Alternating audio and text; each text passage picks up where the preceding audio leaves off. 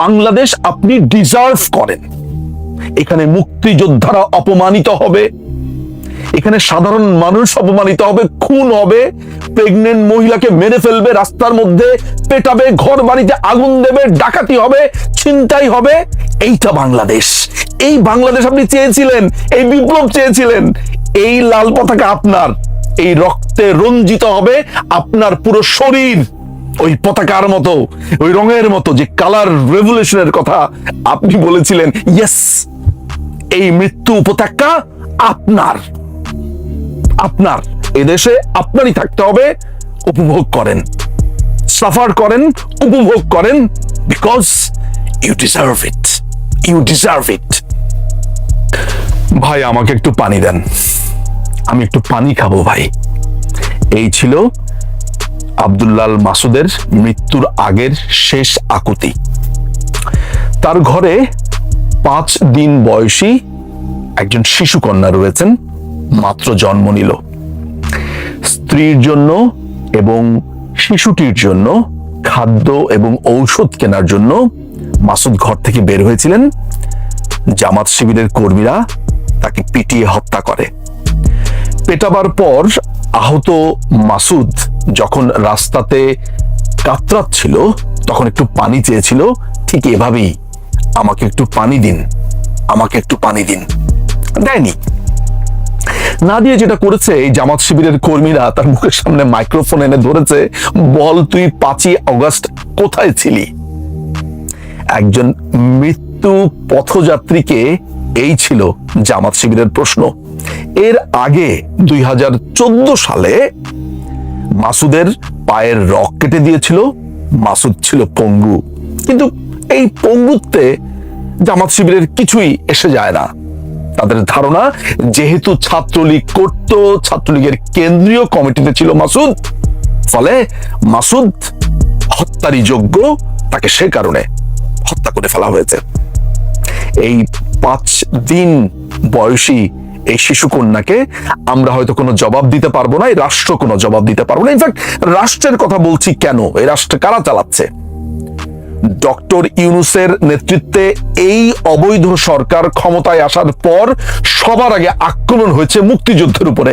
মুক্তিযুদ্ধের যে সিম্বল, মুক্তিযুদ্ধের যে প্রধান ব্যক্তি, জাতির পিতা বঙ্গবন্ধু শেখ মুজিবুর রহমানের ভাস্কর্য পুরো বাংলাদেশ ব্যাপী ধ্বংস করা হয়েছে, অপমান করা হয়েছে, অপদস্থ করা হয়েছে, যেগুলো আপনারা দেখেছেন। এই মাসুদকে হত্যার দৃশ্য আপনারা দেখেছেন।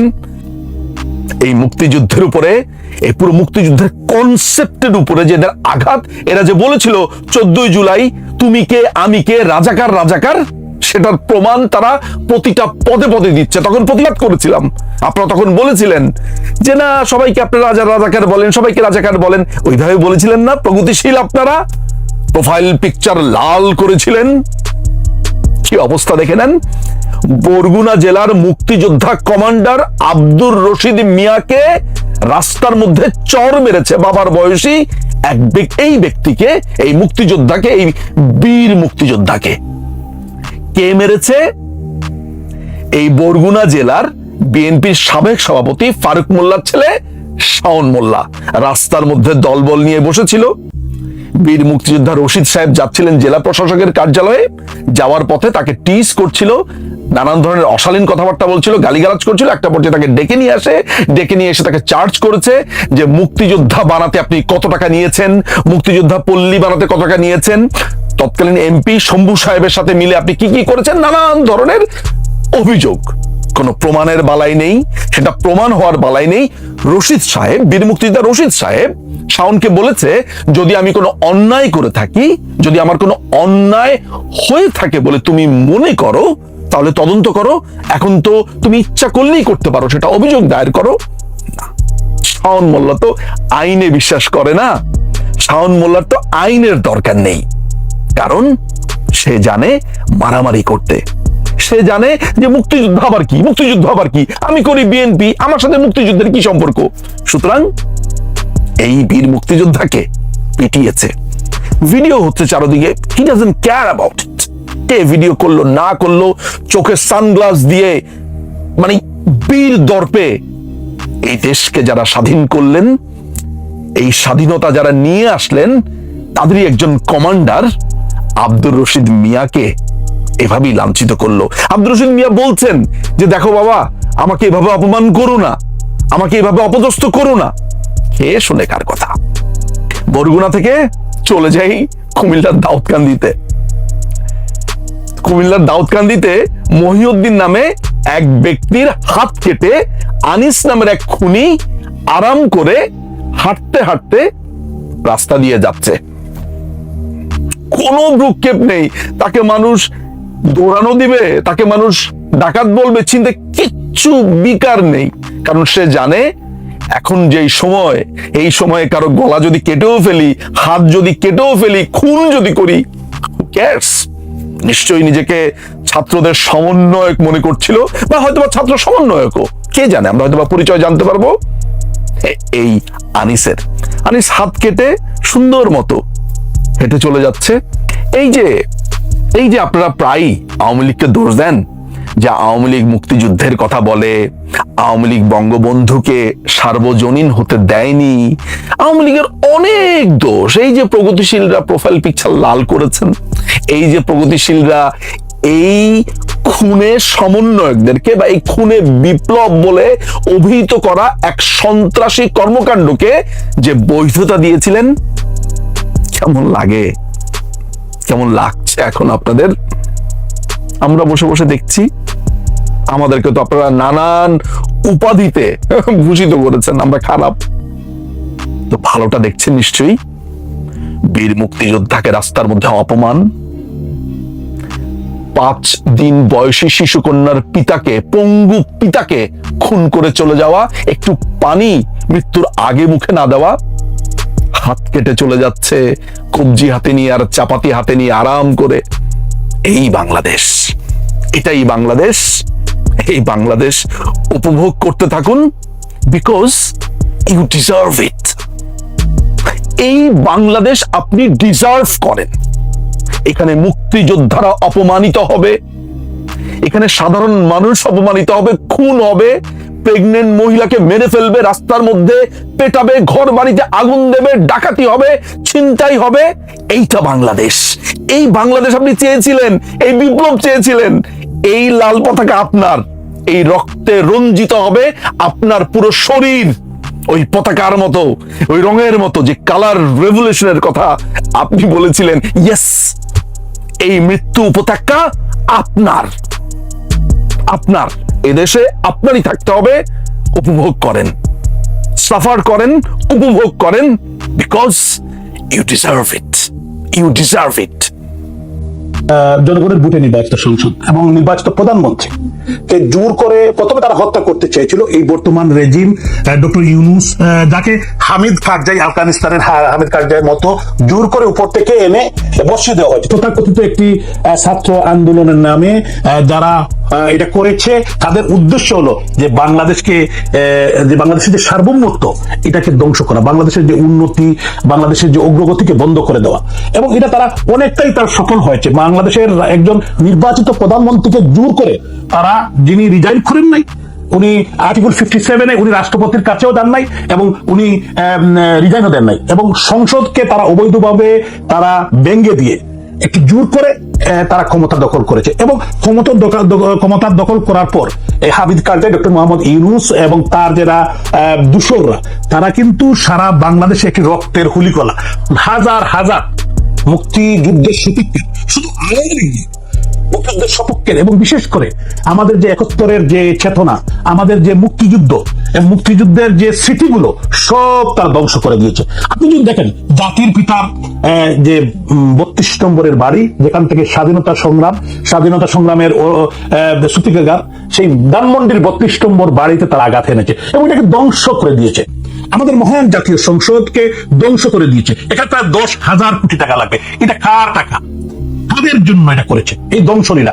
তারা, আপনারা দেখেছেন আওয়ামী লীগের 3টা অফিস, একটি ধানমন্ডির 3 নম্বর, এবং আমাদের যে আওয়ামী লীগের যে গুলিস্তানের যে অফিস, এটাকে তারা জ্বালিয়ে দিয়েছে, এবং তেজগাঁয়ের যে ঢাকা জেলার অফিসটাকে জ্বালিয়ে দিয়েছে। শুধু এগুলো নয়, সারা বাংলাদেশের মুক্তিযুদ্ধ জাদুঘর থেকে, এবং বিশেষ করে মেহেরপুরের আমনো কারণে মুক্তিযুদ্ধের যে অস্থায়ী সরকারের যে স্মৃতিগুলো সব তারা ধ্বংস করে দিচ্ছে।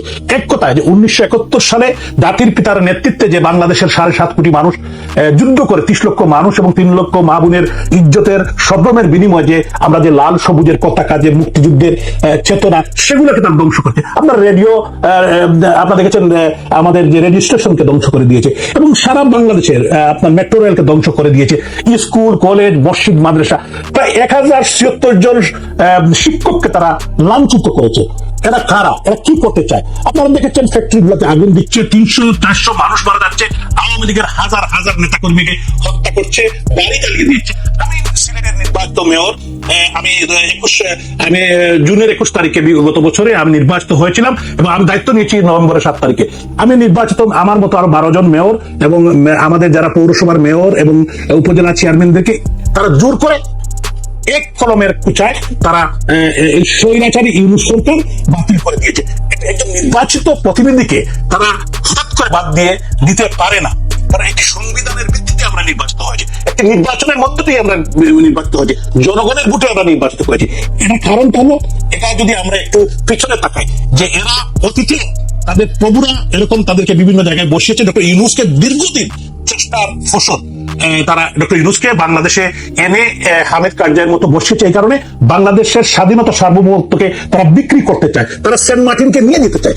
এই কারণেই কিন্তু আমাদের এই মুক্তিকামী মানুষ, যদিও মানুষ হয়তো এটাকে উপলব্ধি করতে পারে নাই, বাংলাদেশের সচেতন মানুষ এটা উপলব্ধি আশা করি এখন বোঝা শুরু করেছে, ছাত্র সমাজ বোঝা শুরু করেছে।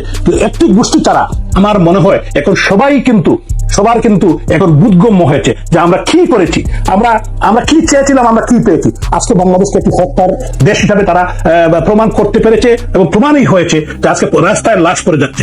আজকে একটি অসাম্প্রদায়িক বাংলাদেশ, এখানে হিন্দু, বৌদ্ধ, খ্রিস্টান, মুসলমান সবাই মিলেই আমাদের যে এই প্রাণের অসাম্প্রদায়িক বাংলাদেশ। এই বাংলাদেশে আজকে হিন্দুদের বাড়িতে হামলা করা হচ্ছে, বৌদ্ধদের তাদের হামলা করা হচ্ছে, তারপরে আপনার খ্রিস্টানদেরকে হামলা করা হচ্ছে, এবং বিশেষ করে মেয়েদেরকে উঠিয়ে নেওয়া হচ্ছে।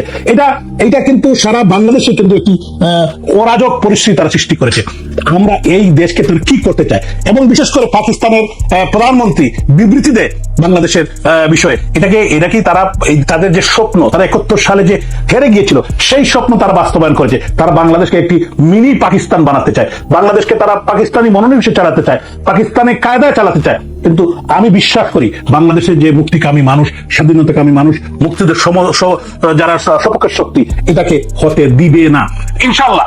আমি মনে করি অচিরেই মাননীয় প্রধানমন্ত্রী রাষ্ট্রনায়ক শেখ হাসিনা বাংলাদেশে যাবেন, এবং বাংলাদেশে গিয়ে বাংলাদেশের মানুষের ভাগ্য উন্নয়নের যে রাজনীতি, যে বাংলাদেশকে উনি যে পর্যায়ে নিয়ে এসেছিলেন, আমরা জানি বাংলাদেশকে তারা 50 বছর পিছিয়ে দিয়েছে, কিন্তু সেই বাংলার মানুষের প্রতি উনার যে মায়া, উনি বঙ্গবন্ধুর কন্যা, উনি জাতির পিতার কন্যা, উনি এদেশের মানুষকে ভালোবাসেন। উনি বারবার বলেছেন, উনাকে হত্যা করার জন্য আগেও 17 বার চেষ্টা করা হয়েছিল, মহান আল্লাহ তাআলার ইচ্ছায় উনাকে মারতে পারে নাই। এইবারও তারা হত্যা করতে চেয়েছিল, কিন্তু হত্যা করতে পারে নাই। উনি ইনশাআল্লাহ আবার আওয়ামী লীগের নেতৃত্বে আগামী দিনে বাংলাদেশের যে অগ্রগতি উন্নতির রাজনীতি হবে বলে আমি বিশ্বাস করি। আপনারা দেখেছেন আজকে কিন্তু শুধু এগুলা না, প্রত্যেকটি জায়গায় আজকে যারা জামাত শিবিরের প্রতিষ্ঠাতা, তাদেরকে ঢাকা বিশ্ববিদ্যালয়ে উপাচার্য করা হচ্ছে।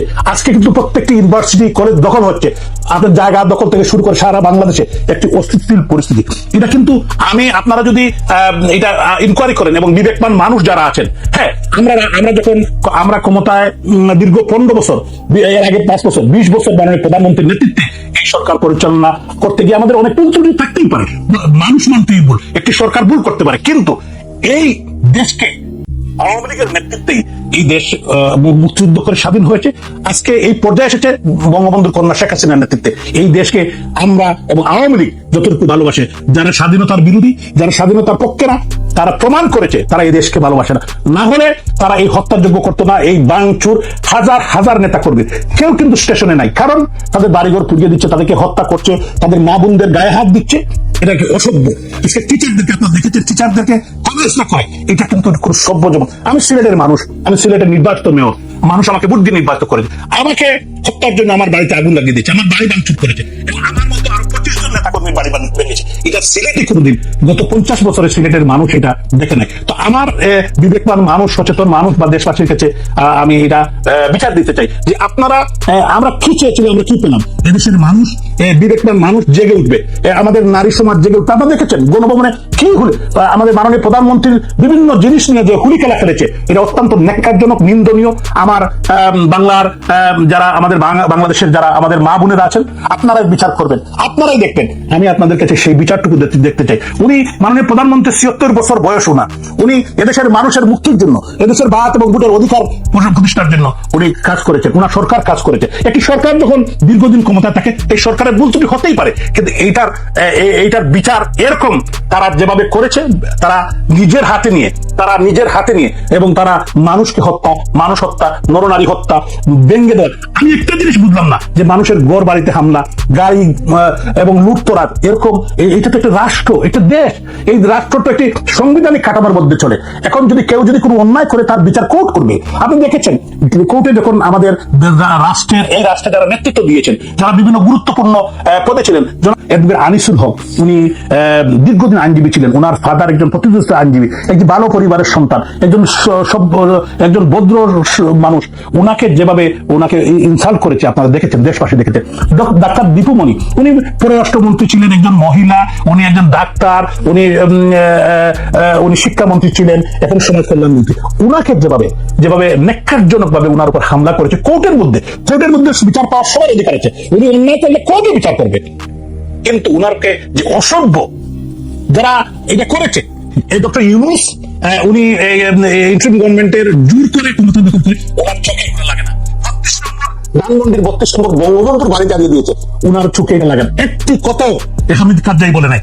উনি একজন অন্যায়কারী। তবে একটা জিনিস ওনাকে মনে রাখতে হবে, উনার বয়স 84 বছর। উনি কিন্তু, আমরা আশা করি আল্লাহ তাআলা উনাকে দীর্ঘদিন বাঁচিয়ে রাখবে এবং উনার বিচার উনার চোখেই দেখবে। উনাকে এই দেশের জনগণ উনাকে কি উপহার দেয়, এটা দেখার জন্য আল্লাহ তাআলা যাতে আমাদের বাঁচিয়ে রাখে। আমি এই কথাটুকু বলে আজকে বিদায় দিচ্ছি। আপনাদের সবাইকে অসংখ্য ধন্যবাদ। আমার প্রাণের বাংলাদেশ ভালো থাকবে, এটাই আমরা আশা করি।